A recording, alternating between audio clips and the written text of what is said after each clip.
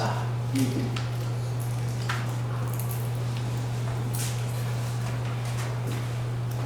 다시 버전으로.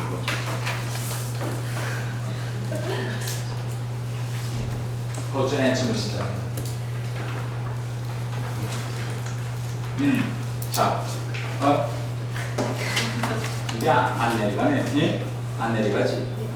자, 그러니까 우리가 북한 하면 우리가 여러 가지로 이야기했을 수 있지만 북한을 쉽게 우리가 한나들이 이야기한다면 우리는 세 가지 성, 삼성, 세 가지 성에 대해서 이야기할 수 있다. 그래서 대내 포갑성, 대외 폭력성, 대내 폐쇄성 이렇게 이제 북한을 이야기할 수 있겠습니다. 그래서 우선 첫 번째 우리 뒤로부터 이야기한다면 대내 폐쇄성이라는 건 뭔가면 북한은 철저히 북한 주민들을 외부 세계로부터 외부 세계의 정보로부터 철저히 경기 폐쇄시키는 구조다. 이렇게 여러분 이해하시면 되겠습니다. 그래서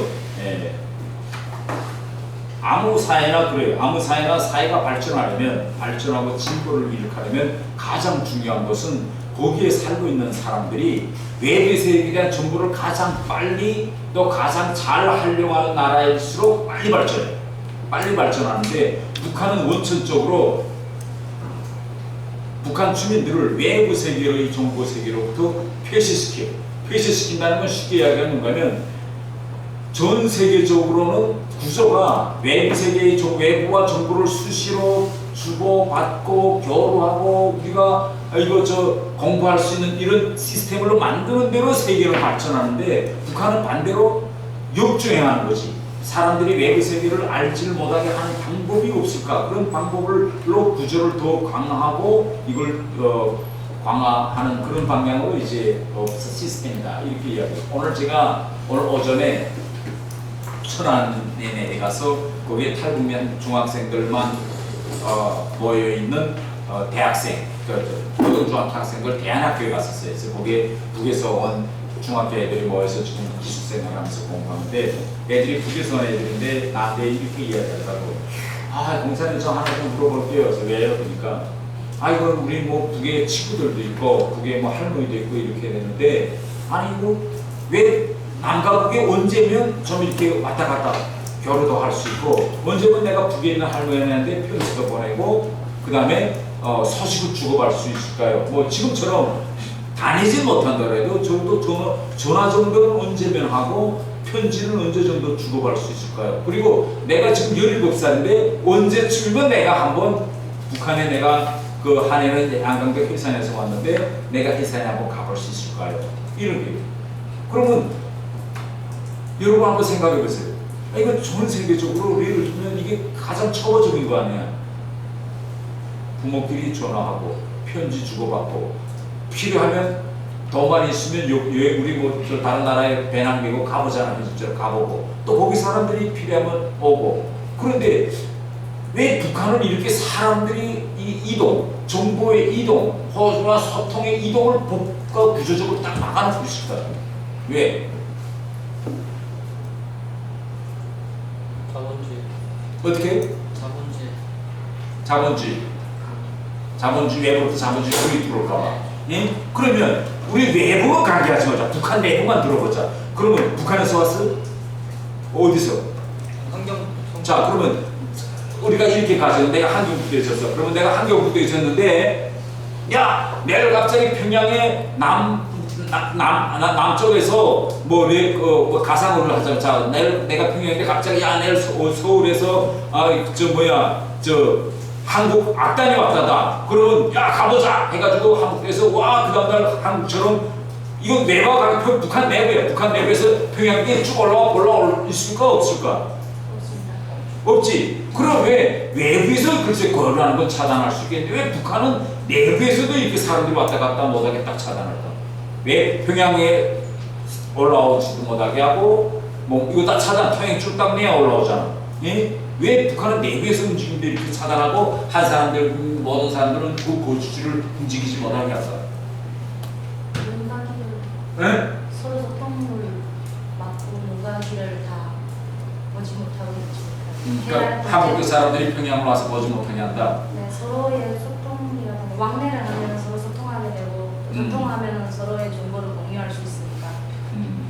그러니까 지금 한국에서 이 북에서 온 사람들은 다 이거 당한 것들을 이해하는데 한국 사람들은 이걸 뭐 예를 들면 북한의 외부 정보를 무서워서 외부 정보는 글쎄 뭐 그러면 북한 내부에서는 자유롭게 왔다 갔다 해야 되잖아. 그야말로 아무런 제한도 없이. 근데 내부에서도 제한하는 걸 북한은 막잖아. 그래서 만약 우리가 역으로 생각해보자. 외부에서 외부의 모든 용기는 차단했다가 치고 내부에서만은 자유롭게 다니게 했다라면 북한에서 어떤 일이 일어날까? 마음대로 뭐 내가 가서 평양에 살다가 내가 신우주에 가서 신우주에 살다가 내가 신우주에 살고 신우주에 살던 사람이 이걸 난 좀 평양에 올라갔으면 한번 살아보자고 평양에 올라가고 이렇게 내부에서만이라도 자유롭게 사람들이 돌아가게 만든다라고 하면 어떤 일이 일어날까? 북한에서 가상해보세요. 한국은 아무 일도 없잖아. 내가 또 강주에 살다가 갑자기 강주에 일자리가 없어. 그럼 서울에 올라와서 일자리 다니다가 여기 서울에서는 좀 알바하면서 좀 저렇게 살고 뭐 마음대로 왔다 갔다 아무 일도 없잖아. 근데 왜 북한은 이게 마음대로 왔다 갔다 하면 큰일 것처럼 딱 사람들을 이렇게 통제할까? 감시를 감탄해. 어디 있어? 감시기는 재미잖아. 그러니까 북한은 이게 사람들이 자유롭게 이동시켜내면 조직생활을 못하는 거예요. 예를 들면 북에 있을 때 다 나는 청년동맹, 나는 소년단, 나는 당, 나는 불로단체 다 일정한 조직에 매여 있는데 이렇게 한국처럼 자유롭게 왔다 갔다 다 하면 이 조직을 어떻게 운영하느냐. 내가 청년동맹 비선대 우리 청년동맹 20명인데 20명이 뭐 몽땅 다 우르르 한 해는 청진을 하고 한 해는 저 양상대로 가고 한 해는 이거 하면 내가 청년동맹 조직을 운영할 수 있을까? 운영할 수 없는 게 그러니까 북한은 뭐 외부는 둘째치고 내부에서도 꼼짝달싹 못하게 절대 움직이지 못해. 한국 대학하고 북한 대학하고 뭘 차이 나는 줄 아세요?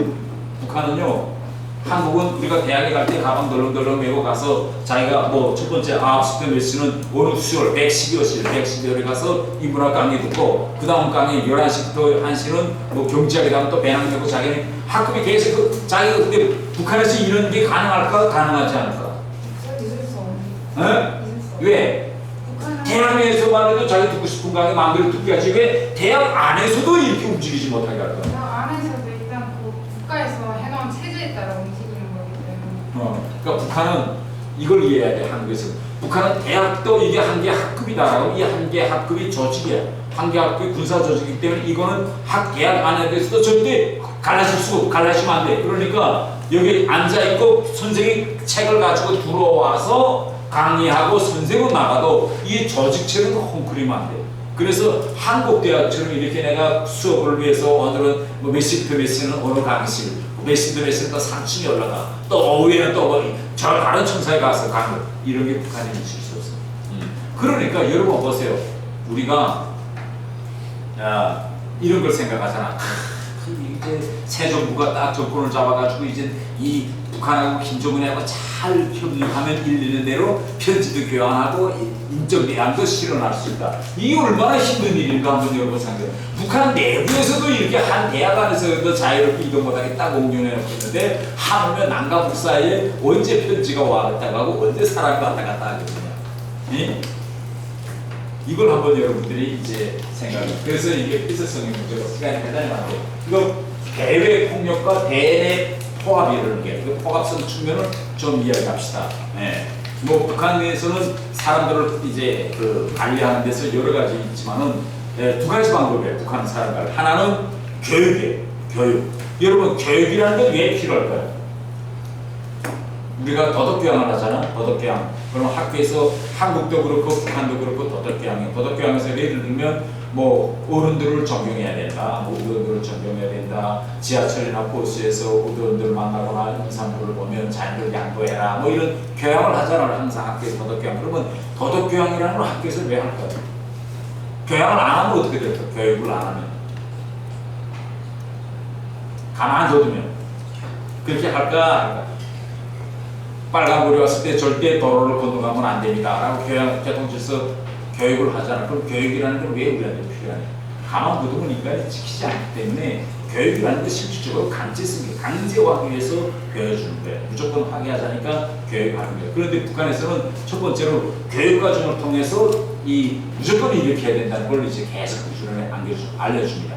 만약 그걸 어겼다, 절대 협동농장 쌀 채면 안 돼, 협동농장 소 잡아먹으면 안 돼 하고 끊임없이 교육했는데 교육을 듣지 않았다 할 때는 어떻게 할까? 북한에서는 처벌 수위를, 각기한 처벌 수위를 나가지고 사람들에게 극도의 공포감을 줍니다. 공포감을 주어서 사람들이 무서워서 위에서 하라는 대로 한다. 그래서 이게 포갑성이에요. 그런데 이 세상의 모든 정권에는 다 포갑성이 존재해요. 그 어느 정권에 다 가졌다. 그래서 왜 국가에 왜 감옥이 있을까? 다 그런 걸 하자고 감옥 두고 경찰 두고 다니. 그런데 이 북한의 포갑성은 이건 일반 정상 국가들이 생각하는 그 포갑성의 차원을 훨씬 뛰어넘는 포갑성이에요. 그건 이제 우리가 뒤에 가서 이야기합시다. 대내 폭력성이다. 대외 폭력성이라는 건 뭔가면 북한이라는 나라는 수풀리면 뭐 하지? 미사일 쏘고 또 핵실험하고 이러잖아. 그러니까 자기 뒤에 맞지 않으면 막 안전을 파괴할 것처럼 뭐 용평도도 한번 때려보고 이 서울 한번 불바다 만들겠다고 고사포들 몽땅 인천 원산 앞바다에다 쫙 천지대를 모아놓고 섬대에다 쏘고 그걸 용화로 찍어서 한국 시위에 오게 막 하고 이렇게 폭력적인 방법으로 좀 한번 해보려고 하는 이게 북한의 특징이다. 이렇게 우리가 볼 수 있겠습니다.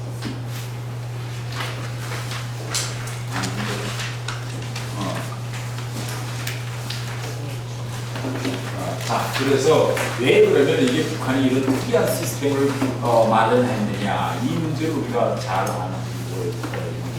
여러분 한번 이제 북한도 공산국가예요. 중국도 공산국가고 그러면 북한의 공산국가와 중국의 공산 시스템이 뭐이 다르지? 원칙적으로 세수 다 있네요. 여기. 다 있지. 세수 이게 달라요. 이게 달라서 왜 북한이 저렇게 폭력적인 방법 사람들 깜짝 못하게 움직이지 못하게 하는 게 중요한 원인 중에 하나는 바로 세수 체제를 유지하지 않을게. 여러분 중국 있잖아요. 중국은 아무리 공산당이 있더라도 중국은 주민의 완전한 자유로운 이동입니다. 내가 뭐 베이징에 있다가 내가 상해 가서 일하고 있다면 마음대로 상해 가서 일해. 베트남도 같아요. 베트남은 여자들이 최근에 그 베트남 여자 폭력 문제 때문에 했지만 베트남 여자가 한국 남자 만나면 나 한국 남자 결혼하겠다고 한국에 살 수 있잖아요. 그럼 북한 여자가 한국 남자한테 반해가지고 나 한국에 내려와 살겠다는 게 가능할까? 이게 불가능하잖아요. 그러니까 이게 왜 모든 이런 현상이 생기냐? 이게 다른 정상국가는 가능한데 북한은 불가능하잖아. 왜 이게 모든 문제가 뭘 관련되는가 하면 바로 이 세수 문제가 관련돼. 그러면 사람들이 이렇게 생각해요. 아니 세수 문제와 이게 왜 관련되지? 이렇게 여러분이 생각할 수 있는데 바로 이 세습이 공산주의와 사회주의 원칙에 어긋나기 때문에 이게 이 북한이 주장하고 있는 사회주의 사회 또 북한이 세우려고 하고 있는 공산주의 사회 이거 사회주의 사회는 어떤 사회다라고理論적으로 이걸 쓴 사람은 막스와 레닌이라는 이런 사람들인데 이런 사람들은 뭘 주장했는가 하면 두 가지를 주장했어요. 인간이 평등해지려면 개인이 재산을 소유하는 사적 소유권이 있으면 안 된다. 그래서 모든 생산수단은 다 국가가 가지고 있어라. 이렇게 되면 다 인간이 평등해질 것이다. 다른 하나는 이 사람들이 말하는 건 뭔가면 재산이든 권력이든 세수받으면 안 된다. 벌써 세수받기 시작하면 세수는 왜 할까요, 여러분? 세수라는 건 개인이 예강이가 독자가 한다니 내가 예를 들어 내가 진짜 마음을 고운 사람이야. 그래서 북한이라는 나라를 훌륭한 나라로 만들고 싶어. 이렇게 해서 내가 김일성이가 이렇게 했다라고 하면 이 권력을 기필코 아들한테 줘야 될 법이 없잖아. 내가 죽게 되면 자기 친구들 중에서도 또 누구 똑똑하고 진짜 진실한 사람을 하나 찾아내서 그 사람 보고 내가 이제 해라고 넘겨주면 되는데 이걸 넘겨 안 주고 자기 아들한테 주고 또 그 아들은 또 아들한테 주고 이렇게 집 안에서 이게 넘어가기 시작하면 그 사람들이 나라와 민족을 생각할까 아니면 자기 집안을 먼저 생각할까? 자기 집안을 먼저, 그러니까 자기 집안을 먼저 생각하는데 이것이 결국 막스나 레닌이라는 사람이 만들어놓은 리론하고 배치되니까 이 리론을 국보가자니까 결국 리론적으로 국보가자니까 북한은 뭘 만들었을까? 이거 국보갈 수 있는 리론이 필요한 거예요. 그래서 이 리론이 뭐냐? 바로 주체사상입니다. 주체사상. 그런데 주체사상은 제일 처음에 들어올 때는 그 첫 부분을 들어보면 아주 그럴듯해. 어떻게 그럴듯하냐면 인간은 모든 것이 주인이다. 인간을 중심에 놔. 그래서 인간은 모든 것이 주인인데 문제는 그 다음부터가 문제. 인간이 모든 것이 주인인데 인간은 개별적으로 존재할 수 없기 때문에 이렇게 다 모여서 사회적으로 이렇게 모여서 집단을 이룰 수밖에 없다. 다음. 그래서 집단을 이룰 수밖에 없는데 다음 문제 주세요. 됐어. 집단을 형성할 수 없는데 우리가 이렇게 다 모여서 집단을 형성하면 결국 집단은 어떻게 돼? 누구 지도해야 되잖아. 이게 집단을 제풀풀 다 흔들리면 안 되잖아. 그러니까 이 집단을 이끌고 나가려면 이건 누구를 지도를 받아야 되냐? 바로 수령이 지도를 받아야 된다. 그래서 우리가 수령은 누구지? 그리고 북한에서 수령은 오직 김씨 집안만 수령이 된다. 이거예요. 그러니까 결국은 이렇게 되면 우리가 주체상을 보면 무슨 모습이야? 주체상은 자기 유명은 자기라고 했잖아. 그런데 결국은 마지막에 놓고 보면 수령이 모든 것을 결정하니까 자기 운명의 내 운명의 주인은 날까 아니면 수령일까? 수령이 주인이 되는 게 결국 마지막에 민원을 끝을 가면 그러니까 수령이 모든 것을 결정하고 이거 하자니까 결국은 뭐냐? 사람들을 자기 통제와 지배 밑에 두고 자기 생각대로 움직이게 하려면 그들 사이에 올바른 소통도 있으면 안 되고 자유로운 구동도 있으면 안 되며 이들이 외부 세계의 정보를 알면 안 되는 거예요. 자기 말을 절대적인 진리로 믿어야 하기 때문에 내가 바로 진리다. 이게 필요한 거지. 다음 보겠어요. 됐어. 그래서 북한에서는 아이 때부터 늙어 죽을 때까지 인간이라는 사람을 이렇게 가르쳐요. 인간한테는 생명이 두 개가 있다. 그래서 하나는 육체적 생명이 있고 하나는 정치적 생명이 있어요. 정치적 생명이 있는데 육체적 생명은 부모한테서 받아서 어머니에 비해서 태어나가지고 살다가 사람이 죽으면 그러면 육체적 생명은 끝나. 그런데 정치적 생명은 끝이 없어요. 정치적 생명은 영원하니까 이 정치적 생명을 영원히 비벼나가려면 각 정치 조직에 망가되어 가지고 정치 조직 생활을 잘하는데 정치 조직 생활에서 핵심은 바로 김일성과 김정일, 김정은이 상대에 대한 충성심을 얼만큼 발휘하는가에 따라서 정치적 생명이 유지되고 영원하다. 이런理論으로 계속 가르치는 거예요. 그리고 이건理論적으로 가르칠 뿐만 아니라 현실적으로 실생활에서 이걸 구현해야 된다면 어떻게 하냐. 자, 예를 들면 어떻게 가르치냐. 아침에 내가 학교에 왔어. 학교에 와서 내가 학교에 도착해서 제일 먼저 학교에 들어와서 할 일은 무엇일까? 그러니까 나이가 사무실에 출근한다면 사무실에 출근하고 학교에 출근하면 제일 먼저 할 일이 초상화부터 깨끗이 닦아야 돼. 이게 내 정치적 생명을 빛내어가는 일이에요. 예? 갑자기 내가 집에서 불이 일어났다라고 하면 내가 첫 번째로 해야 될 게 뭘까? 불 났다 하면 난 먼저 도망치면 절대 안 돼. 내가 먼저 불 났다 해서 아이고 살겠다고 야 어디가 엑스트지 하고 먼저 도망치면 나는 정치적 생명을 기준히 여기는 사람일까 아니면 육체적 생명을 기준히 여기는 사람일까? 나는 육체적 생명을 기준. 그럼 나는 정치적 생명을 기준히 여기는 사람을 되려면 이 초상화부터 띄워서 목품에 안아야 돼.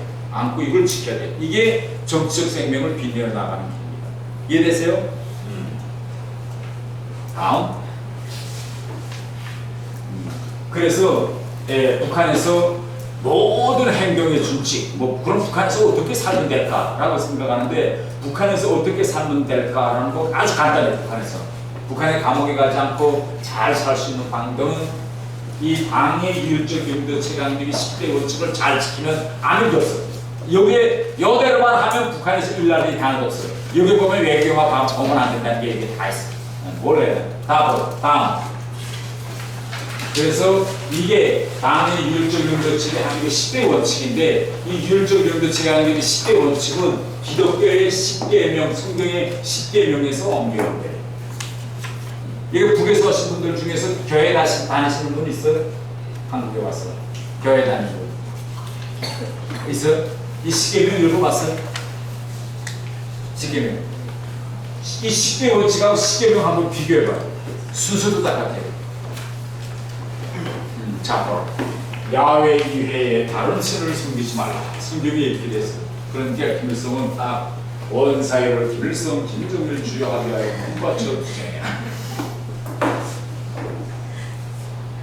우상을 섬기지 말라.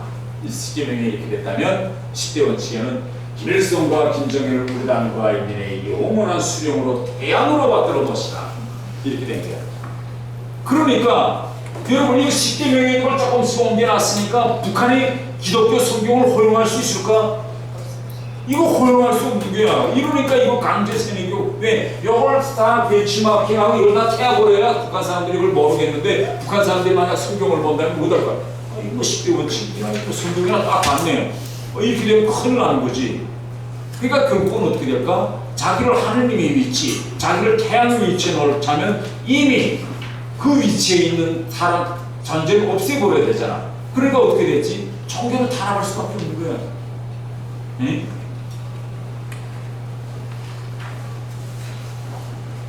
다음. 그래서 자 이제 다 여러분 봤습니다. 북한의 법률 구조. 자 이제 10대 원칙에서 온 사회를 김일성 주의화라고 했죠. 자 그러면 이게 얼마나 북한의 이 주체 사상이 시스템이 사회적인 종교냐. 여러분 우리 교회에서 성경에서 다 이야기할 때 우리 교회에서 제일 높은 데 있는 법 우리가 무조건 절대 걱정해야 되는 분은 누구예요?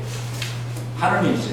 하느님이 우리 항상 이 하느님을 제일 높이 모십니다. 그렇기 때문에 북한에서 모든 법, 모든 것을 좌우지하는 제일 높은 데 있는 사람은 누굴까요? 김정은인 거예요. 네. 헌법이 아니라 우리 대한민국에서는 대통령이 더 높을까 아니면 헌법이 더 높을까? 우리는 헌법에 따라서 대통령도 끌어내야 되잖아. 북한은 반대. 북한은 최고領導자가 제일 높은 데 있고 그 다음에 당과 당법이 있고 그 다음에 헌법이 있어요. 이게 북한의 법률이죠. 그 다음에 자, 빨리 넣어주세요. 네. 자, 이 사진을 가지고 우리가 한번 제가 여러분한테 질문을 드릴까요? 자, 이 사진은 김정은이가 지하철에서 담배 피우는 사진이고 그러면 이 사진은 김정은이가 병원에서 담배 피우는 사진이에요. 그러면 여러분 이 사진을 보면서 김정은이가 지하철에서 담배 피우잖아. 그러면 북한에서 지하철에서 담배 피울 수 있을까 없을까? 없어요. 규정상에 없다고 돼 있잖아요. 네. 병원에서는. 병원에서는 그럼 김정은 어떻게 피울까? 내가 더 수령이니까 자기가 말을 하면 끝이니까 내가 하면 다 어린 거야 이거. 네. 그러니까 이게 자유민주주의 시스템에서 사는 사람들은 이게 이해가 되는 거야. 이런 시스템이. 아니 어떻게 애들 있는 유치원에 가서 김정은이가 담배 피울까? 병원에서 어떻게 담배 피울까? 더 우리가 북한을 이해 못하는 건 뭐냐면 이걸 북한 TV와 신문에 나가잖아 이게. 그러면 우리가 여러 번 생각하는 사람들은 이렇게 생각. 아니 이거 지하철에서 담배 피우는 걸 저걸 북한 노동신문에 일면에 내보내면 북한 사람들이 보고 와 웃지 않을까? 이거 지하철에서 담배 피워 이렇게 우습게 생각할까? 아니면 당연한 거로 받아들일까? 북한에서는 어떻게 생각했어? 저는 별로 신경 안 쓰지 않아요. 신경 안 쓸 때 그게 말하는 거지. 왜 신경 안 쓸까? 한국에서 예를 들어 문재인 대통령이 병원에 가서 담배 피웠어. 그게 화제에 나왔다. 그러면 한국 사람들이 신경 안 쓸까 하면 누구 일만 나라가 뒤집힐까? 나라가 뒤집히겠지. 왜 북한 사람은 왜 신경 안 쓸까? 그냥 절대 권력을 가지고. 네. 그러니까 우리는 모르게 북한에서 저도 모르는 사이에 김정은은 이건 제일 높은 데 있는 분이기 때문에 저분은 그걸 모두 다 알 수 있는 분이다. 이렇게 돼 이런 인식이 있기 때문에 만약 북한 사람들이 한국 사람들처럼 이거 김정은이 담배 피우는 거 보고 저 병원에서 저렇게 담배 꼬나물고 있는 걸 보고 한국 사람들처럼 이야 이게 격분을 하겠다면 북한이라는 나라가 존재하면서 벌써 뒤집혔지 옛날이지. 그렇게 생각 안 하니 지금 이게 존재가 가능한 거야. 그러면 이렇게 생각 안 하도록 어떻게 사람을 만들었을까? 이게 신기한 거잖아. 이게 바로 북한에서 아이 때부터 끊임없는 세뇌 교육을 통해서 인간을 이렇게 변화시키는 거예요. 이게 여러분 대단히 위험한 겁니다. 이게 사람을 이렇게 변경시켜서 사람의 생각을 마비시키고 인간을 로봇처럼 만드는 게 이게 진짜 위험한 거예요. 이게 왜 위험한 거만요, 여러분? 이게 사람의 합리적인 사고 능력을 마비시킨 거잖아. 모든 사람의 정상적인 사고 능력을 이렇게 정상적인 사고 능력을 마비시켰던 그런 나라나 현상을 북한 말고 여러분이 다른 데서 본 일이 있어요, 없어요? 한번 잘 생각해. 사람의 정상적인 사고 능력을 마비시켜서 인간이 할 수 없는 짓을 하게 만든 그런 구조한 시스템이 인류 역사에 있었어요? 없었어요? 나치. 나치는 어떻게 했지? 나치가 예를 들면 하나 시대라는 이건 나치와 같은 사상이 사람들을 세뇌시켰기 때문에 나치스 독일에서 이렇게 비정상적인 일이 있었다 신뢰하는 분 들어보세요. 최수 그 나치 유대인 학살. 그렇지, 바로 이거야. 그러니까 우리가 지금 생각해보면 어떻게 그런 일을 인간이 했을까 이렇게 되잖아. 아니 오스텐전수에서 말이 되느냐 600만의 유태인을 태워주겠다는 게 히틀러가 태워주냐. 히틀러는 사람 손가락 하나 안 됐어. 사람 하나 안 주겠다고 히틀러는 바로 이런 시스템을 만들고 이런 교육을 세뇌해서 세뇌를 시켜서 나치스가 유태인 600만을 오스텐전 수용소에서 가스로해서 태워 죽였잖아. 그럼 우리가 생각하는데 지금 생각해보면 이게 정말 이게 불가능한 일인데 사람을 이렇게 머리를 바꿔놨기 때문에 가능했잖아. 독일에서 또 신뢰 하나 더 들어보요.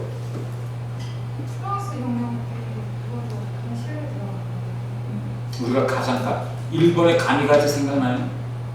일본의 가미가제. 우리가 지금 정상적인 사람이라면 비행기 탈락할 때부터 있고 비행기 탈락할 때 죽으라고 하잖아. 폭탄을 싣고 미국 항공모함까지 날아가서 먼 데서부터 저리 그 항공모함을 내리꽂히잖아 사람이. 예? 이걸 북한에서는 육탄 정신이라고 하는데 육탄 정신으로 우리는 지금 현사에서 불가능할 것 같지만 일제 때 실제 일본 황군, 일본 제국 군대를 이렇게 만들지 않았어요. 예? 이게 이런 세계적이 되는데 근데 북한은 지금 2,500만 원 이런 걸로 해서 2,500만 여러분 북한에서 청년들을 무슨 정신으로 교양하죠? 청폭탄 정신으로 교양하잖아. 청폭탄 정신 생각나지? 자, 내가 최근에 그 이만갑이 보면서 내가 깜짝 놀랐어. 이만갑에서 이런 장면이 나오는데, MC가 북한에서 여자 장교하던 분 보고 북한의 군대에서 장교했어요, 장교했습니다. 북한 군대에서는 어떤 노래? 북한 군대에서 늘상 부르던 노래 한번 해보세요. 그러니까 여자가 나와서 어떤 노래 부르냐면, 북한에서는 아침에 군대에 일어나서 나 이거 점검하고 운동하고 딱 있고 밥 먹으러 갈 때면. 이런 노래 부릅니다. 이런 노래야. 이런 노래. 장군님은 명사수 우리 명중탄 이런 노래 합니다. 그래. 여러분 가사 한번 잘 들어요. 장군님은 명사수 우리 명중탄 이게 무슨 내용이에요? 사람이 하는 대로 한다는 그러니까 이제 북한 사람들을 어떻게 세뇌시키는가면 수령과 나사의 관계에서 수령은 뭐지? 명사수 총을 쏘는 사람이고 나는 명중탄은 난 뭐라는 게? 그 총 탄창하는 탄알이라는 게 또 우리 한국 사람들이 이걸 듣으면 이게 까무라치 아니 세상에 사람과 수령과의 관계에서 수령은 총을 쏘는 사람이고 우리는 그 총 안에 들어가는 탄알 장군님은 명사수 우리 명중탄. 그런데 북한 사람들이 이런 노래를 부르면서도 이걸 아무런 여기다 반감이 없잖아. 우리 농당 총폭탄 정신이니까 죽으라면 우리 죽는 거지. 이런 걸로 2,500만 원을 지금 세뇌시키고 있는데요. 이게 대단히 위험한 겁니다. 이렇게 인간의 본능을 마비시켜서 이렇게 무시무시하게 지금 만드는 거예요.